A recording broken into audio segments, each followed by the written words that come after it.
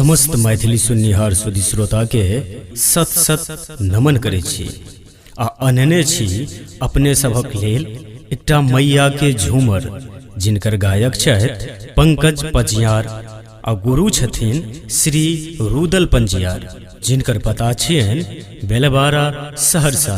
यदि अपने कोनो भी शुभ अवसर पर हिनकर भगत करबे ले चाही तो हिनका से संपर्क करी जिनकर संपर्क नंबर छियनि 9190969735 लेल जाओ।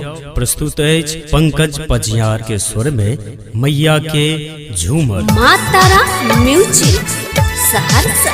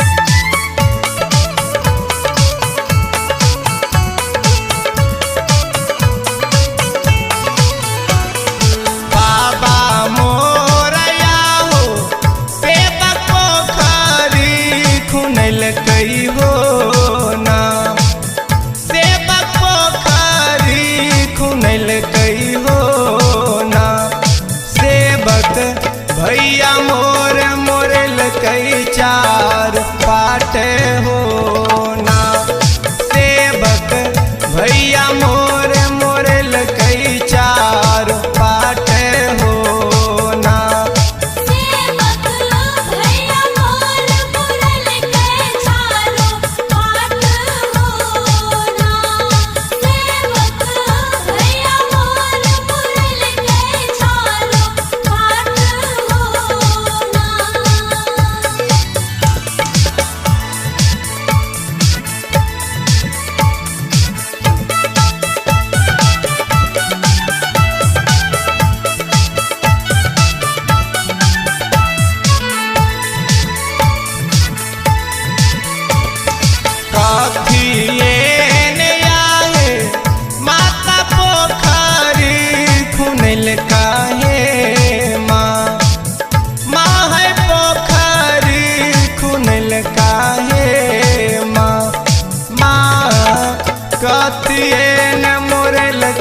चार पाट है माँ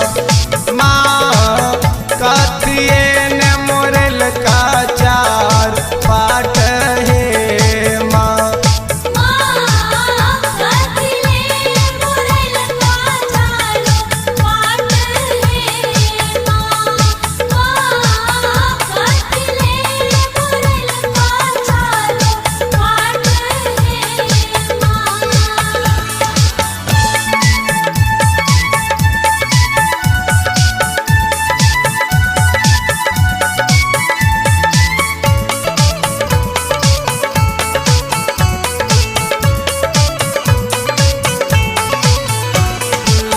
स्नान करैने सेवक पोखरी खुनल कई हो ना सेवक पोखरी खुनल कई हो ना सेवक झूमरी खेलैने मोरल कई पाट हो ना सेवक झूमरी खेलैने मोरल कई पाट हो ना सेवक झूमरी खेलैल मोरल कई